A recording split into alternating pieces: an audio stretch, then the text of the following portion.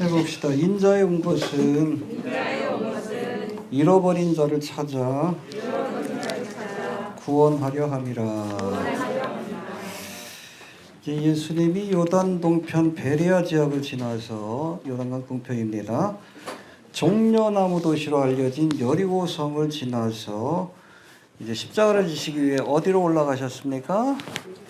예루살렘으로 올라가셨는데 오늘 본문은 이 여리고에서 예수님이 소경 바디메오와 세리장 삭개오를 만나서 저들을 구원하신 사건이 기록되어 있습니다. 할렐루야.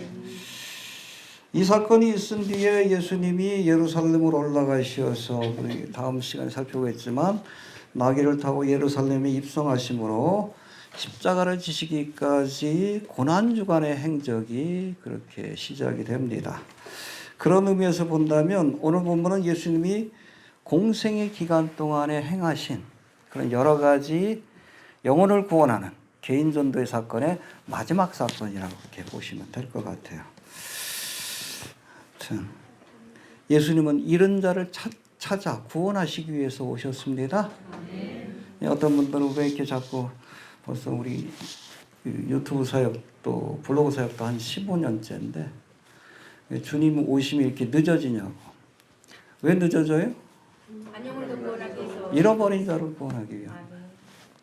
우리가 인내하는 시간이 영혼이 구원받을 수 있는 은혜의 시간이 되기도 합니다. 인내하십시오. 너무 이기적으로 이렇게 좀 늦는다고 불평하지 마시고 나의 인내로 인해서 한 영혼이라도 더 구원받을 수 있다. 이런 믿음을 가지고 마음을 가지고 인내할 수 있게 되기를 바랍니다. 할렐루야. 자, 이 사건 살펴보기 전에 우리 지난 시간에 배운 말씀 잠깐 한번 복습해 봅니다. 너희 중에 누구든지 크고자 하는 자는 섬기는 자가 되고 그리고 너희 중에 누구든지 으뜸이 되고자 하는 자, 첫째가 되고자 하는 자는 모든 사람의 돌로스, 종이 되어야 할지니라. 여러분, 주님은 섬기기 위해서 오셨습니다. 할렐루야. 그래서 제자의 길은 섬기는 길이에요. 알겠습니까? 여러분, 그 마지막 6월절 만찬에서도 수건으로 허리를 동이고 제자들의 발을 닦아주셨어요. 집안에서 가장 천박한 돌로스, 종려하는 일을 주님께서 행하시면서 너희도 이렇게 해라. 할렐루야. 여러분, 교회에서 주신 직분은 무슨 직분? 계급이 아니에요. 자꾸 우리 유교 영향 때문에 자꾸 교회 직분을 계급으로 여겨. 그래서 집사 위에 뭐 권사 있고 권사 위에 장로 있고 장로 위에 목사 있고 아니에요. 계급이 아니라 섬기라고 주신 직분입니다. 가장 낮은 곳에서 섬겨야 합니다. 알겠습니까? 네. 자꾸 계급이라고 생각하니까 뭐 직분 세우면서 돈 내라 그러고 그래 엉뚱한 짓들 하는 거예요. 여러분 섬기는 직분이라는 것을 알기 때문에 사실은 여러분 교회에서 직분자를 세울 때 뭐 소잡고 더 잡고 해가지고 잘 먹여야 돼. 왜? 앞으로 고생할 테니까. 이해가 되시죠? 낮은 곳에서 섬길 때에 하나님께서 마지막 때에 높여주십니다. 할렐루야.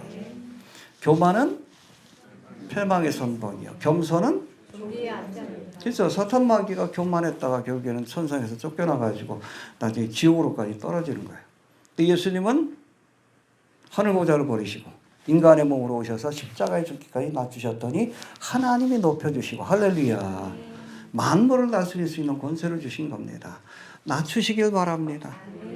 낮아지는 자가 스스로 낮추는 자가 하나님의 나라에서 가장 큰 자가 될 수 있다는 것을 기억할 수 있게 되기를 바랍니다. 네. 높아지려 하지 않길 바랍니다. 네. 낮은 곳에서 섬기셔요. 그래야 주님이 오실 때에 우리를 높여주십니다. 믿습니까? 자, 본문 말씀 들어가 봅시다. 마가복음부터 봅니다. 마가복음 10장 46절 봅시다. 46절 시작.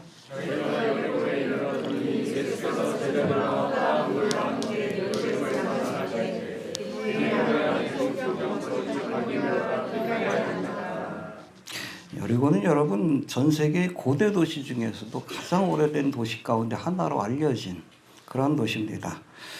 여리고는 달의 성읍, 이건 뭐 종교적인 의미예요. 혹은 종려나무의 도시 해봅시다. 종려나무의 성읍. 대추야자 열매 아시죠? 그게 바로 종려나무의 열매예요. 거기 가면 지금도 뭐 가보면 그냥 거기 사람들이 팔레스타인 사람들이 관광객들 오면 그거 팔기 바빠. 유명한 산지입니다. 지금까지도. 그리고 또 향기의 성 해봅시다. 향기의 성. 향기의 성. 뭐 발삼나무가 굉장히 좀 유명하대요. 향기의 재료. 이런 뜻을 가진 도시인데 요단강 서쪽으로 약 8km. 요단강에서 한 8km. 또 서해 북쪽으로 약 10km. 서해에서 북쪽으로 한 11km. 그리고 예루살렘 북동쪽으로 약 23km. 지점에 위치한 팔레스타인에서 가장 오래된 성읍이다. 그렇게 보시면 됩니다. 또 하나 유명한 건 뭐냐면은 세계에 있는 여러 도시들 가운데 해발이 가장 낮은 곳에 있어요. 해발 250m. 해수면보다 250m 밑입니다. 밑에 있다라고 보시면 돼요. 서해는 몇 미터? 400m. 거긴 도시가 없으니까. 그래서 가장 해발 고도가 낮은 그곳에 위치한 도시로 또 그렇게 알려져 있습니다. 자, 여리고는 요단강 동쪽에서 지중해 연안의 블레셋 땅으로 나아가는 길목이자 요단강 서쪽에 넓고 비옥한 평원을 지키기 위한 경제적이고 전략적 가치가 중요한 곳이었기 때문에 오래전부터 싸움도 많았고 이것을 지키기 위해서 성읍이 세워진 겁니다. 알겠습니까? 그러니까 여리고성 왼쪽이 이스라엘 평지라고 이스라엘의 곡창지대라고 이렇게 보시면 돼요. 그것을 지키는 그런 길목에 바로 여리고성이 위치하고 있다라고 생각하시면 됩니다. 해발 250m 아래 마이너스 250m입니다. 위치하고 있는 이 여리고는 물이 풍부한 오아시스 지역입니다. 이 이스라엘 땅 자체가 그렇게 물이 풍부하지 않은데 여기는 샘이 항상 솟구쳐요. 여리고성에 혹시 성지순례 가게 되면 그때 보면은 정말 물이 콸콸 넘쳐납니다. 그 지역에서는 보기 힘든 광경인데 오아시스 지역이라고 이렇게 생각을 하시면 됩니다. 자, 여리고는 물이 풍부한 오아시스 지역인지라 이 물을 가지고 고대로부터 뭘 키웠어요? 종려나무를 키우고 또 향교 재료로 쓰이던 발삼 삼나무를 재배해서 많은 수익을 얻었다라고 합니다. 해발 마이너스 250m에 위치한 여리고로부터 여러분 예루살렘은 몇 미터? 해발 한 800m, 790m 정도가 되는데 이 거리가 25km밖에 안 돼요. 근데 둘 사이에 고도 차이가 1000m가 넘습니다. 1km 높아요. 그러니까 여러분 여리고에서 예수님께서 예루살렘으로 계속 오르막길을 가셨다라고 이렇게 보시면 됩니다. 이해가 되시죠? 예. 자, 예수님이 바로 이 길을 통해서 예루살렘으로 올라가셔서 십자가를 지신 겁니다. 그 길을 가기 직전에 오늘 본문에 등장하는 소경 바디메오와 그리고 세리장 삭개오를 구원하셨다. 그렇게 이해하시면 될 것 같아요.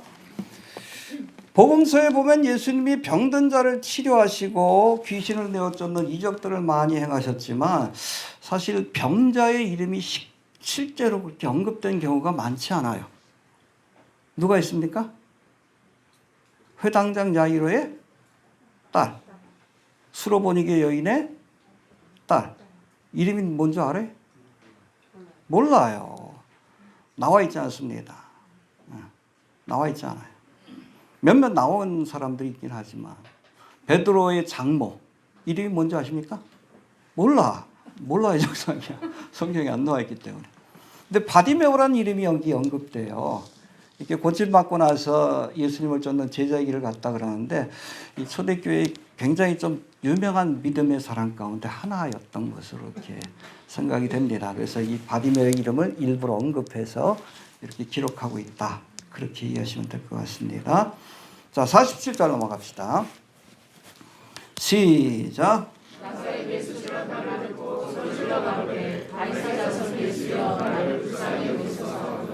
예, 예수님이 지나가니까 이 바디메오가 물어봤겠죠. 야, 누가 지나가시냐? 그랬더니 무리들은 뭐라 그랬어?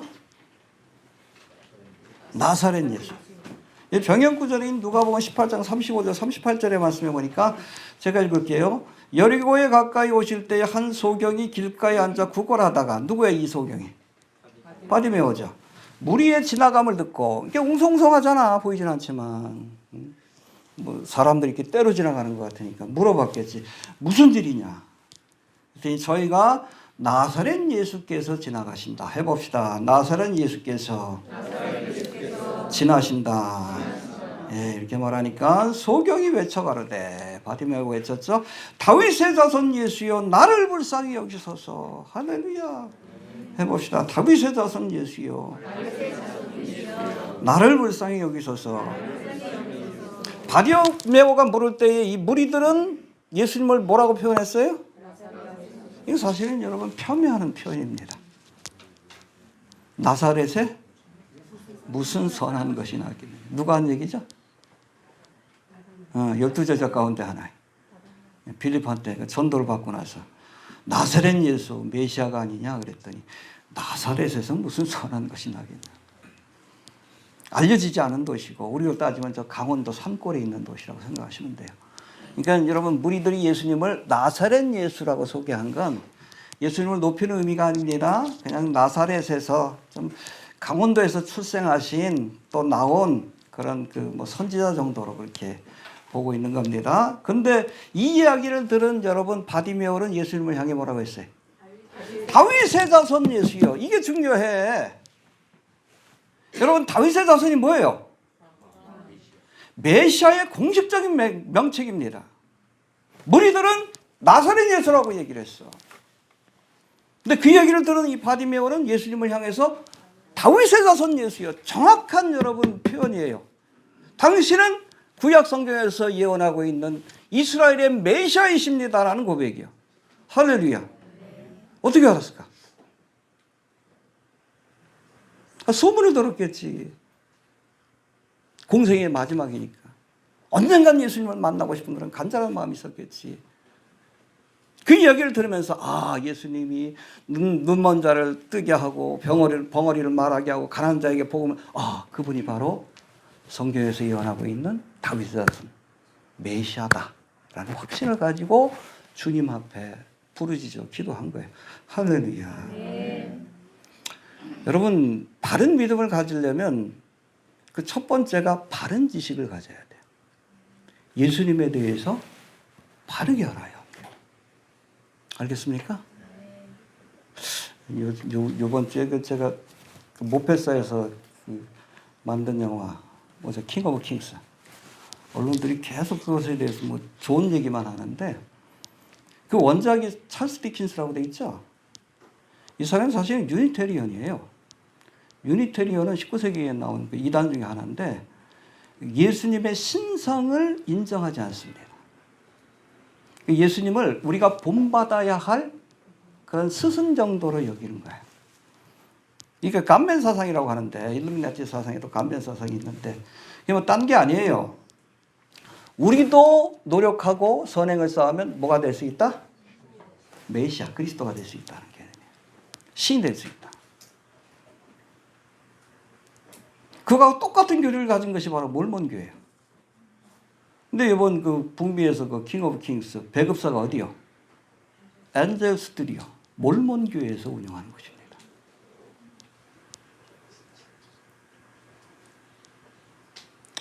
제가 글을 썼더니 모페사에서 기획사지 자꾸 댓글을 달아요. 댓글을 달면서 뭐 10년 동안 저거 했고 뭐 이건 상관없다라고 얘기를 하는데 아니요. 여러분 불의한 자와 멍에를 같이 매지 말아야 합니다. 지금 여러분 엔젤사 여러분 몰몬교의 상징이 뭐예요? 우리는 그 첨탑 위에 뭐가 있어? 십자가가 있지. 예수님의 대속의 사역을 우리가 기리기 위해. 몰몬교 여러분 그 재단의 그 교회 그 첨탑에 뭐가 있어? 엔젤이 있어요. 천사. 천사가 나타나가지고 조셉 스미스인가 교주한테 그 몰몬경을 알려줬다. 그래서 그렇게 엔젤 스튜디오예요. 그 사람들이 여러분 보고권을 갖고 있어요. 엔젤 스튜디오에서 킹 오브 킹스에 대한 배급권뿐 아니라 자신들이 만든 그런 영상들 있잖아. 뭐 하려고 만들었겠어? 몰몬교 알리려고. 킹 오브 킹스를 보게 되죠. OTT에서. 그러면 엔젤사에서 만든 몰몬교 비디오가 계속 알고리즘으로 뜨게 되는 거예요. 전도용 교재로 쓰이는 거예요. 몰몬교에. 이걸 별일 아닌 것처럼 여겨. 뭐 하는 짓이요 이게. 이 사람들이 갖고 있는 게 간면 사상이에요. 여러분 몰몬교에 쭉 한번 살펴보니까 예수님도 뭐 그 천사였대 원래. 루시퍼도 천사고 예수님도 천사였다. 근데 하나는 타락하고 하나는 우리가 숭배하는 따라갈 만한 모범이 되는 천사. 바로 그게 예수다. 이게 천사를 강조하는 종교예요. 그리고 우리도 노력하면 예수님처럼 될 수 있다. 심지어는 성부 하나님도 원래는 사람이었다. 굉장히 신성모독적이에요. 몰몬교의 그 교리 자체가. 걔네들은 일부 다처제 아닙니까? 그 마리아가 여러분 예수님을 낳은 것도 이 성부 하나님이 직접 와가지고 성관계를 맺어가지고 낳은 거라고 이렇게 얘기를 해. 이게 뭐 하는 짓거들이야. 어떻게 그런 것들하고 같이 일을 할 수 있어요. 아무리 돈이 궁색해도 그렇지. 별일 아닌 것처럼 얘기를 해. 내가 이게 좀 화가 나가지고. 별일 아니요, 그게? 킹 오브 킹스라는 영화 자체가 좀 문제가 없을 수는 있어요. 제가 보질 않았기 때문에 얘기를 하지 않습니다. 근데 좀 유니버설한 지저스에 대한 표현이 많다. 이게 뭐냐면 예수님을 하나의 성인으로 묘사하는 거예요. 구세주로 묘사하는 것이 아니라 우리 위해서 십자가를 지시기 위해서 이 땅에 오신 구세주로 묘사하는 것이 아니라 그런 비판은 받지만 내가 영어를 안 봤기 때문에 확실한 언급을 하지 않습니다. 보고 나면 제가 쓸 거예요. 같이 유니테리언, 찰스 디킨스에 생각하고 몰몬교에 생각하고 그 뒤에 누가 있어? 네가 하나님처럼 되리라. 누구? 루시퍼의 복음이지. 여러분 19세기에 여러 이단들이 나왔어요. 몰몬교, 뭐 안식교라든지 여호와 증인 다 19세기에 나왔어요. 왜 19세기에 나온지 아셔요? 여러분 19세기가 대부흥의 시기요. 사탄 마귀가 가라지를 뿌린 거예요. 교회가 더 이상 성장 못하더라. 몰몬교라는 가라지, 여호와 증인이라는 가라지. 사회문화적으로는 이제 일루미나티 계몽주의 사상을 뿌리고 영적 싸움이에요. 예수에 대해서 바로 알아야 여러분 바르게 믿을 수 있어요. 성경 좀 보세요. 성경 좀. 덮어놓고 믿지 말라 그러잖아. 펼쳐놓고. 바디메오가 정확한 예수에 관한 지식을 갖고 있었어요. 나사렛 예수가 아니라 인간 예수가 아니라 그분이 바로 성경에서 예언하고 있는 다윗의 후손이다. 여러분 바르게 믿기 위해서는 바르게 알아야 합니다. 여호와를 알자? 네. 성경 공부 좀 하셔요. 성경 좀 보세요. 성경 좀. 제대로 알아야 제대로 믿지. 믿음은 좋아. 여러분 그 감정적인 믿음은 항상 휘둘려. 이단들에게. 이데올로기에 휘둘리잖아. 이건 뭐 탄핵 사태에서 보면 알지만. 아니 어떻게 그 아합과 이스벨 같은 윤석열 김건희를 지지해? 그건 여러분 이게 영적인 문제예요. 어떻게 이 교회가 이 미친놈들이지 이게. 여러분 역사를 봐요. 교회 역사, 뭐 성교 역사도 그렇지만 무당 섬기는 자가 나라를 이렇게 주관하면 나라가 망하는 거예요. 조선시대가 그렇게 망했고 민비 때문에. 제정 러시아가 그렇게 망했는데 하나님이 불쌍히 여겨주신 거지. 어떻게 그런 것들을 교회가 지지할 수 있어? 펼쳐놓고 믿으세요. 성경 보고. 왜? 아니 아합과 이스벨에 가는 말씀 누가 몰라. 이거 주일학교 학생만 해도 아는데 어떻게 아합과 이스벨 같은 자들을 이렇게 지지할 수 있어, 교회가. 이 무식한 것들. 내가 그래서 성경에 나와요. 아예 이단에 빠진 사람들을. 이성 없는 짐승이라고. 여러분, 교인들은 하나님의 말씀을 아는 하나님의 백성들은 세상 사람들보다 더 뛰어나야 돼. 지적인 능력이. 하나님 지혜를 주시기 때문에.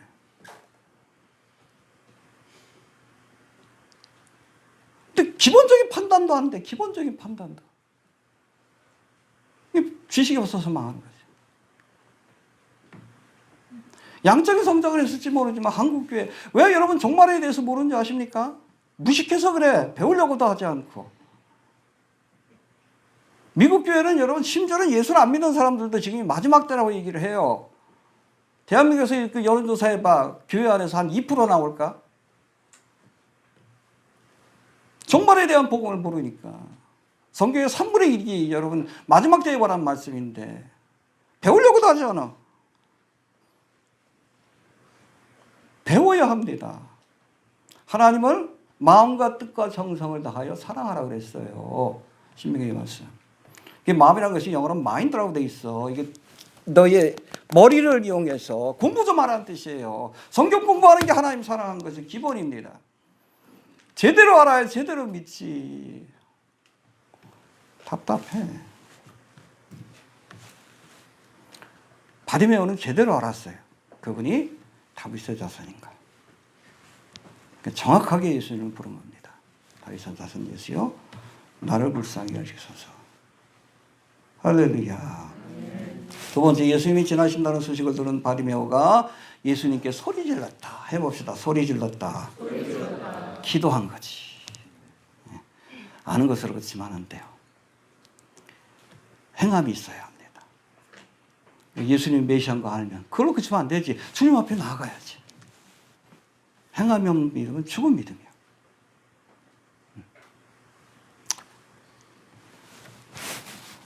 세 번째로 이 바디메오가 뭐라고 기도합니까? 나를 불쌍히 여기소서. 해봅시다. 나를 불쌍히 여기소서. 하나님의 자비하심에 의지해서 기도했습니다. 여러분, 우리가 기도할 때는 우리의 공로를 내세우면 안 돼요. 우리의 공로는 하나님 보시기에 누덕입니다. 우리가 기도할 때는 반드시 하나님의 자비하심만을 의지해야 합니다. 누가복음 18장에서 예수님이 비유로 드신 말씀인데, 어느 성전에서 기도하는데 보니까 바리새인은 하나님 앞에 손을 들고 자랑하면서 기도해. 하나님 감사합니다. 저 옆에 있는 저 세리 같지 않고 창기 같지 않음을 내가 감사합니다. 내가 일주일에 2번이나 금식하고 11조를 드립니다. 근데 옆에 있던 세리는 가슴을 치면서 나는 죄인이로소이다. 나를 불쌍히 여기소서. 예수님이 뭐라고 합니까? 이 세리가 더 의롭다함을 얻고 돌아갔다. 할렐루야. 그런 기도를 받으시는 거예요. 하나님 앞에. 나는 뭐하고 11조하고 교회 건축도 하고 그러니 내 기도 들으시오. 아니요. 그 바리새인의 기도지. 그냥 불쌍히 여겨 주옵소서 그러면 돼요. 해봅시다. 나를 불쌍히 여기소서.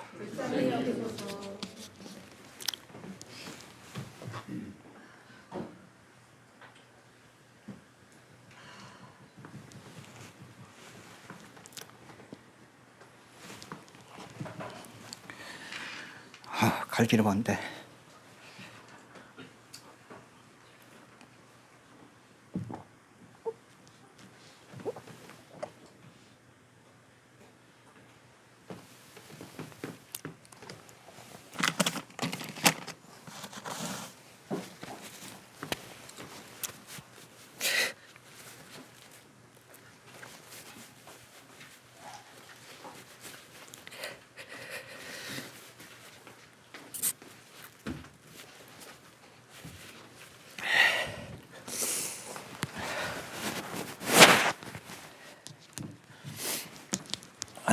해봅시다. 나를 불쌍히 여기소서. 한 가지 더 흥미로운 것은 예수님의 이름의 히브리식 이름이 예수아입니다. 그 구약에서는 그건 뭐라고 얘기를 해요? 여호수아. 그것도 뭐 영어로 그 변개가 된 거고 원래는 예수아. 예수님의 이름이 여호수아입니다. 알겠습니까? 근데 사실 여러분, 여호수아는 예수님이 오시기 전에, 그렇죠? BC 1400년경에 여리고성에 왔던 사람이에요. 뭐하러 왔어? 여리고성을 멸망시키기 위해서. 근데 1400년 만에 예수님은 이곳에서 영혼을 구원하기 위해 오신 겁니다. 할렐루야. 네. 이처럼 여러분 2000년 전에 3400년 전에는 여호수아가 여리고성을 멸망하기 위해 오셨지만 2000년 전에 예수님께서 여리고성에 있는 바디메오와 누구죠? 삭개오를 구원하기 위해서 오신 겁니다. 그러나 여러분, 재림하실 예수님은 또다시 세상을 심판하기 위해 오신다는 것을 기억해야 합니다. 그 전에 회개하십시오. 그때까지만 은혜의 시대입니다. 이해가 되시죠? 예. 48절 넘어갑시다. 48절. 시작.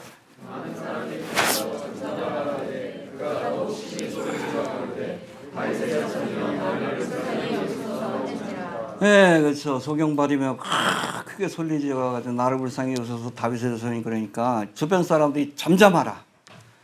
근데 옆에 있는 사람들이 예수님의 제자들도 포함되는 거예요. 근데 이 사람들이 바디메오가 예수님 앞에 나아가는데 도와준 것이 아니라 오히려 방해를 한 거예요. 여러분, 교회 안에도 그런 사람들이 있습니다. 여러분, 우리 교인 가운데 두 종류의 교인이 있어요. 디딤돌 신자가 있는가 하면 걸림돌 신자가 있습니다. 예수를 믿고 주님 앞에 나아가는데 디딤돌이 되는, 도와주는 사람들이 있는가 하면, 그렇죠? 주님께로 이끌고 말씀으로 기도로 그렇게 도와주고 그런 사람이 있는가 하면 걸림돌 신자도 있어요. 여러분, 교회 다니다가 떠나신 분들 가운데 상당수가 교회 안에서 상처를 받아서 누구한테? 교인들한테, 심지어는 목사한테. 여러분, 우리가 주의 제자를 자처하지만 자칫 잘못하면 걸림돌 신자가 될 수도 있다는 것을 잊지 말아야 합니다. 디딤돌 신자가 되시길 바랍니다. 네, 사람들로 하여금 주님 앞에 나아가는데 디딤돌 역할을 해줄 수 있는 그런 성도가 좀 되시길 바랍니다. 네. 아무튼 이렇게 예수님 곁에 있던 많은 사람들이 잠잠하라 꾸짖으며 바디메오가 예수님 앞에 나온 것을 방해했지만, 여기 보니까 재미난 말씀이 나오는데 해봅시다. 더욱 심히 소리 질러. 신경 안 쓴 거예요. 멍멍아 짖어라. 네. 여러분, 신앙생활을 하다 보면 장애가 있을 수 있고 시험될 일들이 있어. 신경 쓰지 않길 바랍니다. 네. 자꾸 옆에서 막 짖어. 멍멍이들이 짖어. 그래도 기차는 가는 겁니다. 네. 어려움이 있고 장애물이 있고 뭐 그런 일들이 있다고 낙심하지 마시고 더욱 소리를 지르시길 바랍니다. 알겠습니까? 언제까지? 주님이 돌아보실 때까지. 남들이 중요한 게 아니야. 옆에 사람이 중요한 게 아니야. 이해가 되시죠? 해봅시다. 더욱 소리를 질렀다. 예, 49절 50절 봅시다. 시작.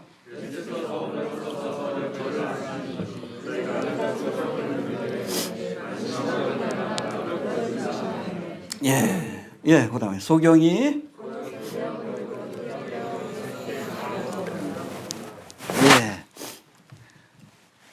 바디메오가 뒤에서 소리를 지르니까 예수님께서 가던 길을 멈추시고 돌아보고 그를 불러주셨습니다. 할렐루야. 기도하면 주님께서 가던 길을 멈추시고 돌아봐 주십니다. 간절히 찾고 찾으시길 바랍니다. 나를 사랑하는 자가 나의 사랑을 받고 나를 간절히 찾는 자가 만날 것이라. 정말 주님 오실라 가깝습니다. 그 전에 예수님 만나시길 바랍니다. 심지어는 여러분 신학교를 하고 목사가 돼서도 예수를 못 만난 사람도 있어요. 인격적으로 못 만난 사람들. 자꾸 자유주신하게 빠지고 엉뚱한 소리 하는 거예요. 동성애도 괜찮다는 소리. 주님을 만난 경험이 없어서 그래. 심지어는 목사들 가운데도 많아요. 주님 만나시길 바랍니다. 이 땅에서 구세주를 못 만나면 여러분 죽어서 심판의 주를 만나야 돼. 언젠가는 만나야 돼. 간절히 찾으시길 바랍니다.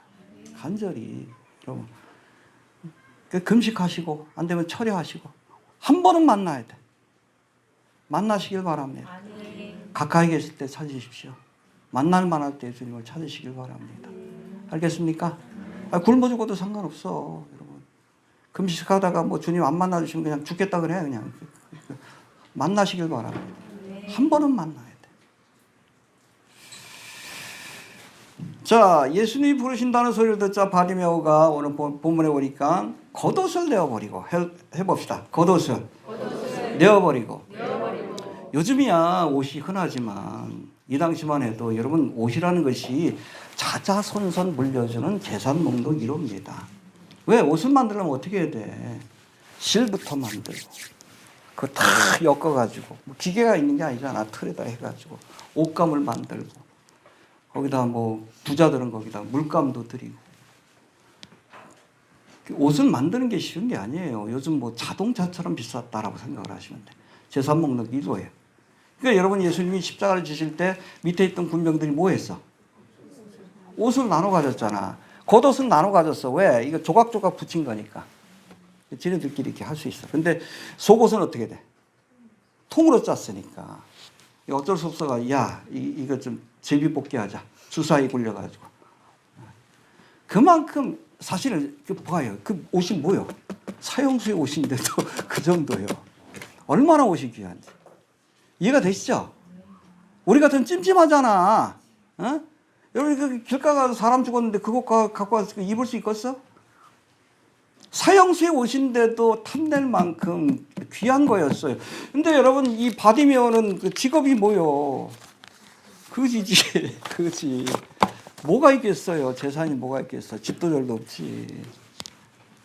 이 옷이 유일한 재산이고 또 밤에는 이 겉옷이 이슬을 막아주는 이불의 역할을 합니다. 집이 없는 사람은 이거 덮고 자는 거예요. 가장 소중한 겁니다. 가장 소중한 거지만 예수님이 부르실 때에 던져버리고 주님 앞에 나갔습니다. 할렐루야. 내게 있어 가장 소중한 것이라도 예수님보다 소중한 것은 없습니다. 그렇습니까? 이 마태복음 13장에 보니까 예수님이 천국에 관해서 비유를 말씀을 주셨는데 어떤 사람이 농부가 밭을 갈다 보니까는 보화를 발견했어. 근데 그거 발견했다라고 하면 안 되거든요. 남의 밭에서 일하고 있었는데 소작농인데. 그 주인 거야. 다 숨겨놓고 가서 자기 재산을 다 팔아서 그 밭을 샀다. 그럼 그 안에 것도 내게 되는 겁니다. 이해가 되시죠? 그리고 어떤 진주 상사인데 값진 진주, 좋은 진주를 살라고 온 세계를 돌아다니다 진주 하나를 발견했어. 너무나 귀한 거야. 모든 것들을 자기 있던 모든 것들을 다 팔아서 진주 하나를 샀다. 예수님은 우리가 이 땅에서 발견할 수 있는 가장 값진 보배요, 가장 값진 진주입니다. 알겠습니까? 예, 바디메오기에 있어서 여러분 이 겉옷은 가장 값진 거지만 예수를 얻기 위해서 이것을 던져버리고 주님 앞에 나갔습니다. 그런 결단이 있어야 돼요. 결단이 있길 바랍니다. 여러분 신앙생활은 결단을 통해서 시작이 되는 거예요. 알겠습니까? 안다고 되는 게 아니에요. 믿음으로 결단해야 돼. 예수를 따르기로, 주님 뜻대로 살기로 결단해야 합니다. 결단을 통해서 믿음 생활이 시작이 되는 거예요. 결단할 수 있게 되길 바랍니다. 네. 그 다음에 51절 봅시다. 시작.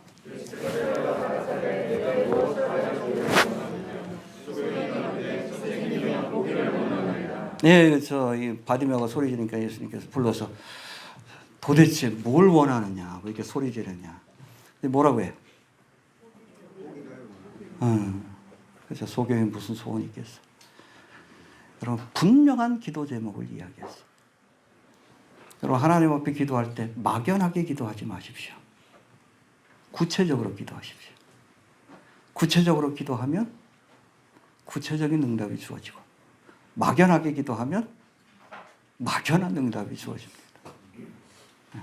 구체적으로 구할 수 있게 되길 바랍니다. 오늘 52절 봅시다. 시작.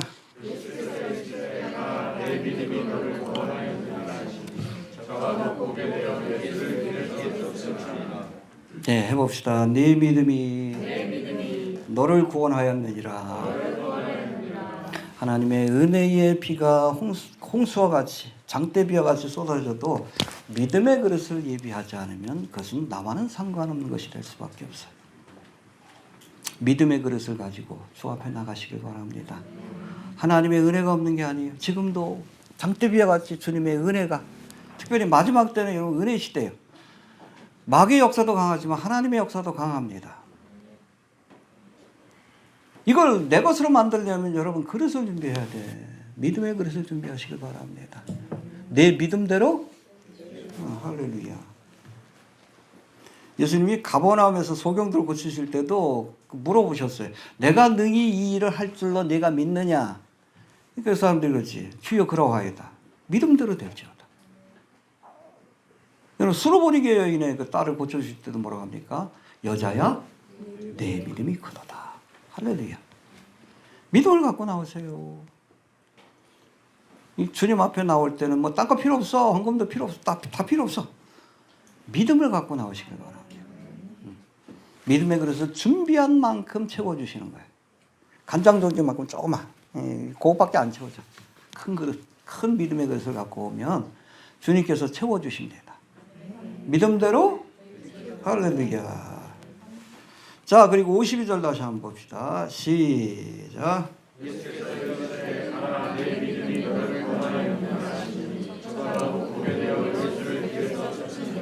예, 여기가 내 믿음이 너를 소테라 구원하였다라고 말씀하시는데 무엇으로부터 구원받은 거예요?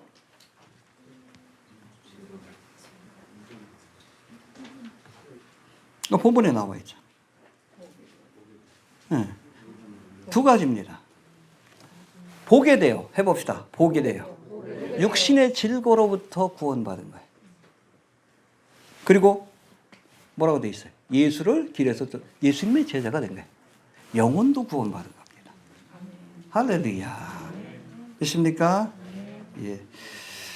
네 믿음이 너를 구원하였느니라. 이 말씀, 이 예수님의 말씀에는 바디메오가 육신의 질고에서 구원받았다는 뜻과 이것만 있는 게 아니에요. 그가 보게 된 뒤에 예수님을 쫓았다라고 합니다. 그 영혼도 구원받았다는 함축된 의미가 함께 포함되어 있다라고 이해하시면 됩니다. 할렐루야. 사실은 여러분 육신의 질고로부터 고침받는 건 일시적인 은혜입니다. 해봅시다. 일시적인 은혜. 설령 죽었다 살아난다 할지라도 뭐 나사로가 그런 경우인데 다시 죽잖아. 다시 죽어요. 이건 일시적인 은혜에 불과합니다. 여러분 영혼이 구원받아야 돼. 믿습니까? 네. 우리가 주님 앞에 나오면은 영육 간에 구원받는 은혜가 주어질 줄로 그렇게 믿으시길 바랍니다. 믿습니까? 육신의 질고로부터 저주로부터도 구원받지만 우리가 영생을 얻고 하나님의 자녀가 되는 영육 간에 소테라 구원받는 그런 은혜가 주어진다는 거 기억할 수 있게 되길 바랍니다.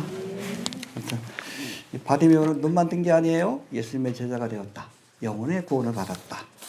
본문은 말씀하고 있습니다. 이제 삭개오의 이야기로 들어갑시다.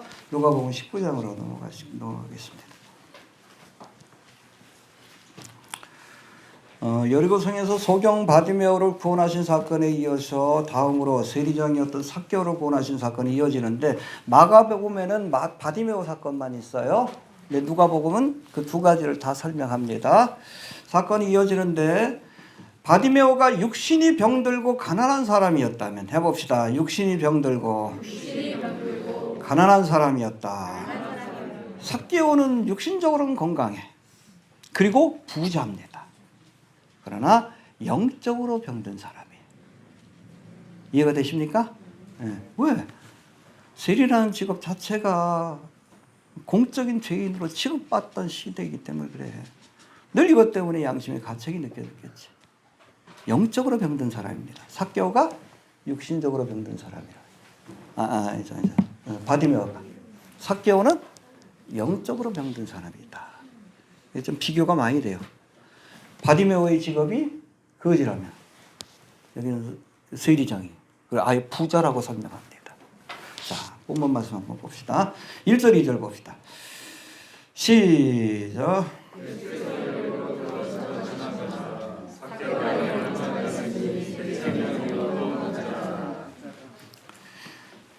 여기 보니까 이 삭개오를 어디서 만났습니까? 예수님께서 여리고로 들어 지나가시다가. 그렇다면 여러분 바디메오는 언제 만났습니까? 마가복음 10장 46절 봅시다. 시작. 10장 46절. 시작.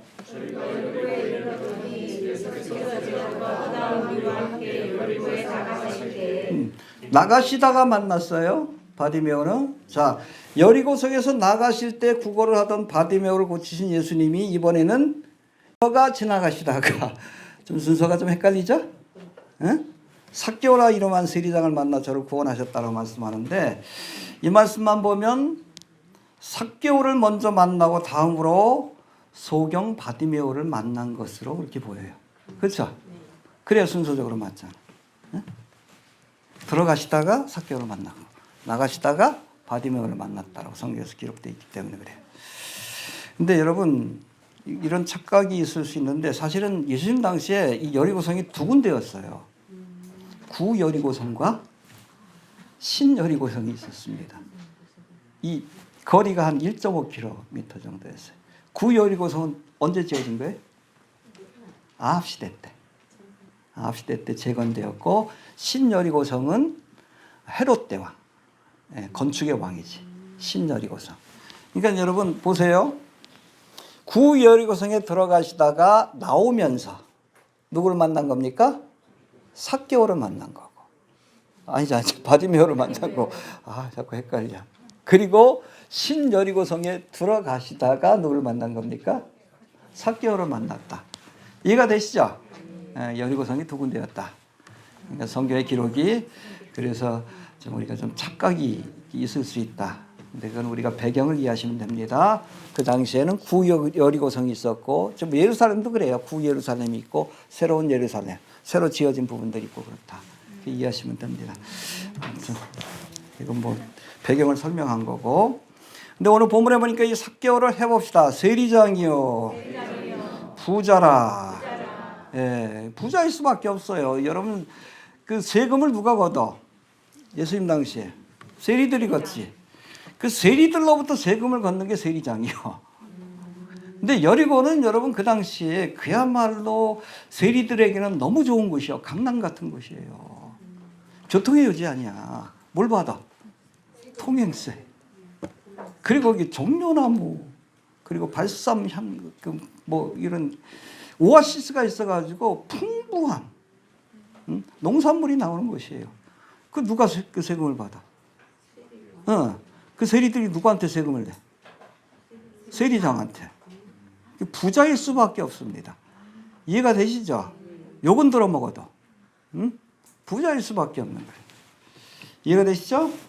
자, 이처럼 물질적으로는 부유했지만 여러분 그 당시에 세리들은 누구를 대표합니까? 누구를 대신해서? 무엇을 대신해서 세금을 거두는 거예요? 로마를 대신해서 세금을 거두는 겁니다. 알겠습니까? 그러니까 자율재량권이 주어졌어요. 로마에서 얼마를 바치라 그러면 그 뭐 얼마를 거두는 일은 지가 하기 나름이야. 그러니까 100만 원만 상납해라 그러는데 1000만 원 걷어가지고 900만 원 내가 찾고 갈 수 있어요. 실제로 그런 세리들이 많이 있었습니다.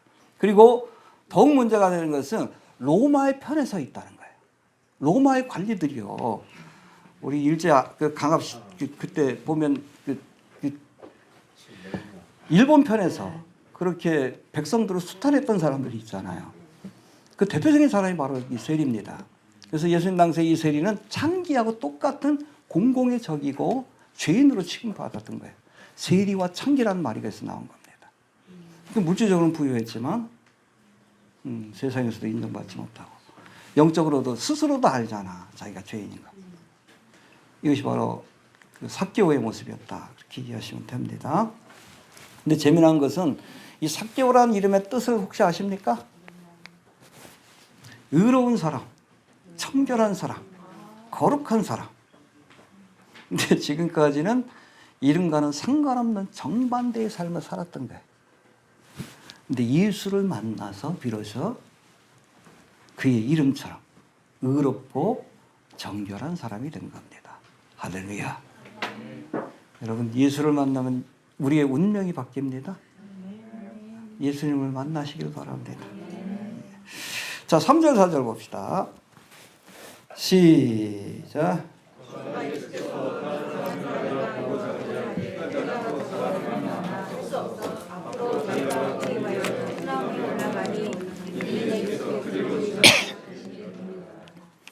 사개오가 비록 세리장이라는 권세도 있고 돈도 많은 사람이지만 그래도 예수님을 보고자 하는 간절함이 있었어요.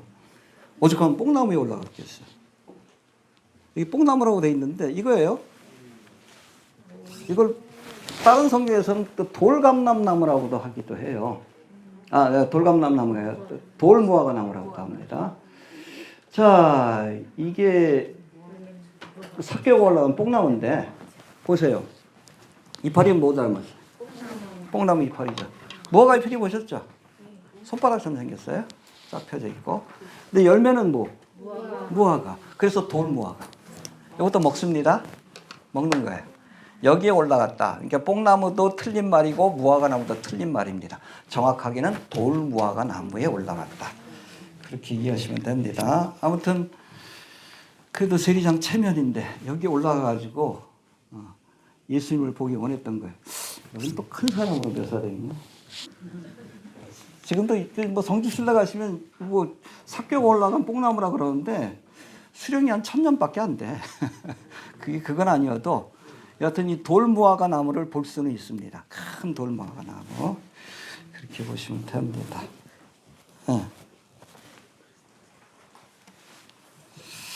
아무튼 삭개오가 체면이 있잖아. 돈도 많고. 근데 여기까지 올라간 거는 뭐예요? 예수님을 보고자 하는 간절함이 있었다는 거예요. 누구처럼? 바디메오처럼. 할렐루야. 그런 세상적으로는 부족함이 없는 사람이지만 돈도 많고 권세도 있고. 근데 이걸로는 채워지지 않는 마음의 허전함이 있었다는 거예요. 몇 주 전에 우리가 살펴본 부자천금 관원도 그렇잖아. 돈도 있고 권세도 있는데 영의 리치의 룰러예요. 모든 걸 갖췄지만 그래도 마음에 허전함이 있어. 그러니까 어스틴이 그 얘기를 했잖아. 우리의 마음속에 하나님이 만드신 빈 공간이 있어서 하나님을 만나기 전에는 채워지지 않는다. 헛되고 모든 것이 예수를 만나시길 바랍니다. 그럴 때 참된 만족이 있어요. 삭개오에게도 그런 마음이 있었던 거예요. 돈으로도 권세로도 채워지지 않는 마음의 허전함이 있었어요. 예수를 만나기 원한 겁니다. 할렐루야. 또 한 가지, 이 바디메오에겐 뭐가 가장 큰 장애물이었습니까? 왜 겉옷을 벗어 던지고 주님 앞에 나갔죠? 이게 몸에 걸리니까 그런 거예요. 이해가 되시죠? 이 겉옷이 이 바디메오가 예수님 앞에 나가는데 방해물이었어요. 족쇄와 같은 역할을 한 겁니다. 그러니까 벗어 던진 겁니다. 이 삭개오에겐 뭐가? 작은 키. 이 겉옷은 여러분 우리가 예수님 앞에 나가는데 방해하는 외적인 요소입니다. 환경, 핍박, 그렇죠? 그런가 하면 작은 키는 내적인 방해물이에요. 우리 삐뚤어진 생각, 자격지심. 이걸 뛰어넘어야 예수님을 만날 수 있어요. 알겠습니까? 겉옷도 던져버리고 그리고 우리의 자격지심도 버리고 뽕나무 위로 올라가야 십자가를 상징하기도 하는데 그래야 예수를 만날 수 있습니다. 할렐루야. 여러분 이 삭개오가 뽕나무 위에 올라간 첫 번째 이유가 왜 올라갔죠? 그 첫 번째 이유예요. 예수님을 보기 위해서. 두 번째 이유는 키가 작으니까 뽕나무 올라간 거. 맞아요. 예수님이 날 봐주시길 원해서예요. 이해가 되십니까? 그거예요, 그거.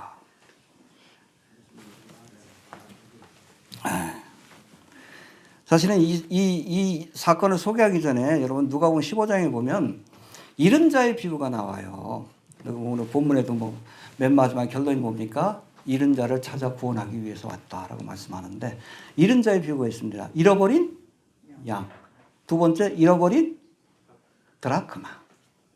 그렇죠? 10드라크마 중에 하나를 잃어버렸어. 은전. 그 이언이 찾도록 찾았다고 했어요. 발견하고 기뻐가지고 잔치를 하잖아. 발견되길 원한 거예요.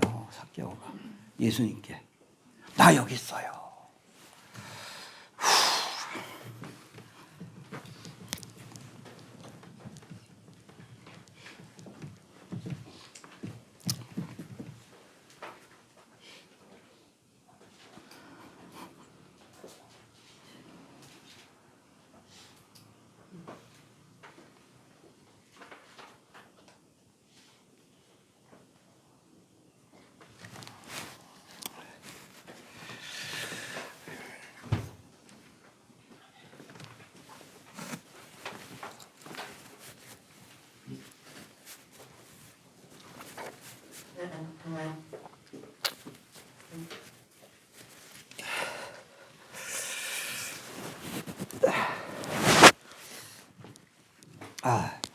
갱년기라 그런지 눈물이 많네.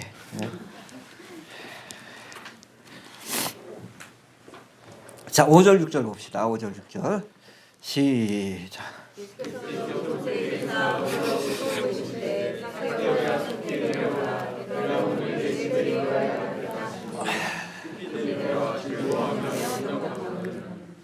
자, 삭개오가 예수님을 보기 위해서 앞으로 달려가 뽕나무에 올라가니 멀리서 그 모습을 지켜보던 예수님이 저에게 다가와 뭐라고 하십니까?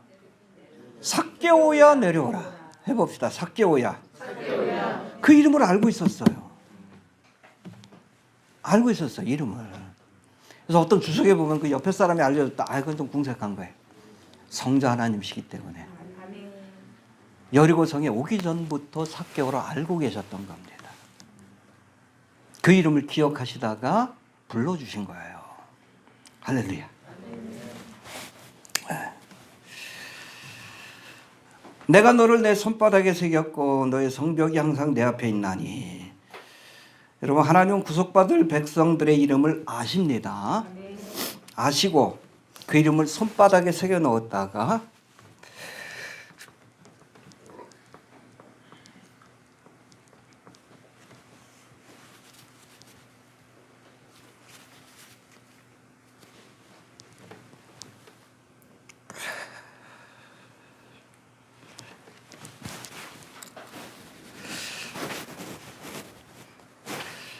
힘드네.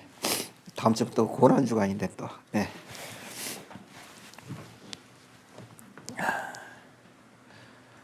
자, 5절 6절 다시 한번 봅시다. 시작.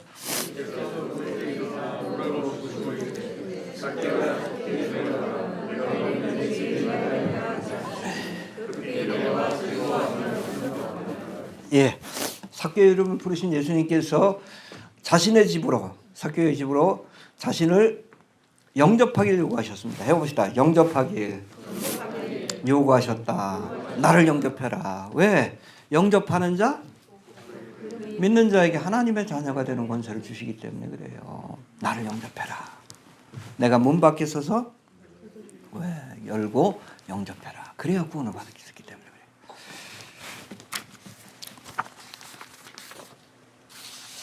자, 그 다음에 7절 봅시다. 7절 시작.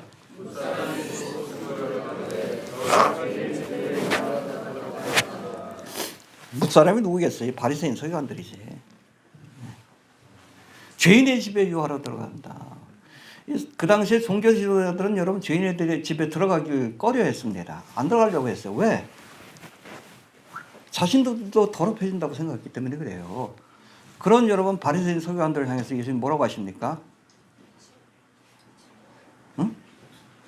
병든 자에게 의사가 필요하다. 이해가 되십니까? 죄인이니까 그들에게 하나님의 말씀을 전해야지.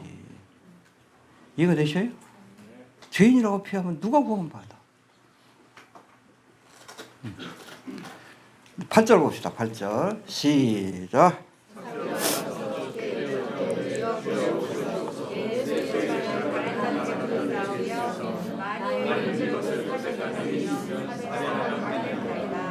자발적으로 자신의 재산을 내어준 겁니다. 할렐루야. 예수님을 자신의 집으로 초대한 삭개오는 소유의 절반을 가난한 사람들에게 주겠으며 네 것을 토색한 일이 있으면, 그러니까 뭐 그 세금을 안 매겨야 될 사람한테 그냥 억지로 세금을 이렇게 매겨가지고선 토색한 거, 그걸 이렇게 착복한 것이 있으면 몇 배를, 이게 구약의 배상법입니다. 남의 것을 훔치면 4배로 갚아라. 양 한 마리 훔치면 4배로 갚아라. 그런 뜻입니다. 여러분, 몇 주 전에 살펴본 부자 청년 관원은 가서 내 있는 것을 다 팔아 가난한 사람들에게 주라. 그리고 와서 나를 쫓으라. 라고 말씀하실 때에 정말 그 주님의 말씀에 순종했습니까? 재물이 많은 거로 근심하며 떠나갔다라고 했어요. 영생을 얻고자 하는 마음이 있었지만. 근데 예수님 뭐라고 하셔요? 야, 부자가 하나님의 나라에 들어가는 것은 어렵다. 뭐처럼? 낙타가 바늘귀로 들어가는 것처럼 어렵다라고 말씀합니다. 그러니까 누가 하나님 나라에 들어갈 수 있습니까? 그랬더니 예수님 뭐라고 하셨어요? 사람은 할 수 없으래. 하나님이 역사하시면 부자도 천국 갈 수 있다. 삭개오가 그런 부자예요. 하나님의 은혜가 임하니까. 바늘길을 통과한 부자입니다. 아브라함이 그런 사람이고 다윗이 그런 사람이고. 이해되시죠? 그 말씀을 하시고 이 사건이 있었던 거예요. 바늘길을 통과한 부자입니다. 그런 사람들이 좀 되시길 바랍니다. 또 오늘 본문에서 한 가지 놓치지 말아야 할 것은 진실한 회개는 반드시 회개의 열매가 있어야 합니다. 말로만 회개하면 안 돼. 회개의 열매를 보여줘야 돼요. 여기 보니까 내가 재산의 반을 이 가난한 사람들에게 나눌 그 다음에 뭐라고 했어요? 토색한 일이 있으면, 내가 혹시 남의 것을 착복한 일이 있으면 4배로 갚겠다. 이게 어디서 규정하고 있는 거예요? 출애굽기에 보면 구약에서 규정하고 있는 배상법입니다. 남의 것을 도적질했을 때 4배로 갚아야 된다는 게, 그걸 실행하겠다는 거예요. 이게 진짜 회개입니다. 말로만 회개했다고 그 삶이 변화가 없는 사람들은 얼마나 많아. 그건 진실한 회개가 아니에요. 회개에 합당한 열매가 있어야 되는 거예요. 영화 밀양이 바로 그런 거 아닙니까? 그 주인공이 유괴범이 내 딸을 데려가가지고 죽였는데, 그러고 나서 교회를 다니기 시작했지. 용서에 대해서 배우니까 이 사람을, 유괴범을 용서해 주려고 감옥에 갔더니 그 유괴범이 뭐라 그래? 나는 하나님 앞에 용서받았으니까 당신한테 용서받을 필요 없다. 여러분, 그런 그리스도인들이 얼마나 많은지 몰라. 배상을 해야 되는 겁니다. 100배 조하려 사과를 해야 되는 거예요. 그게 회개에 합당한 열매입니다. 그 열매가 없는 회개는 거짓말이에요. 거짓말입니다. 최선을 다해서 배상을 하기 위해서, 잘못을 돌이키기 위한, 물론 100%는 안 되겠지. 그러나 행위가 없으면 그건 진실한 회개라고 할 수 없어요. 회개에 합당한 열매가 있어야 합니다. 나무는 뭐를 통해서? 회개에 합당한 열매가 있느냐, 그걸 보고 저 사람이 진실로 회개한 그리스도인인지 아닌지를 우리가 알 수 있다는 겁니다. 알겠습니까? 요한이 많은 바리새인과 사두개인이 세례 베푸는 데 오는 것을 보고 이르되, 독사의 자식들아, 누가 너희를 가르쳐 임박한 진노를 피하라 하더냐. 그러므로 회개에 합당한 열매를 맺어라. 입술로만 하나님 믿는다 그러지 말고, 입술로만 회개했다 그러지 말고 열매를 보여줘라. 배상을 해야 될 거 아니에요. 용서를 구해야 될 거 아니에요. 그럼 내가 하나님 앞에 내가 회개했으니까. 여러분, 입술로만 하는 게 회개가 아니에요. 회개에 합당한 열매가 드러나야 돼. 그렇지 않은 건 진실한 회개가 아니에요. 이해가 되시죠? 자, 9절 봅시다. 9절. 시작.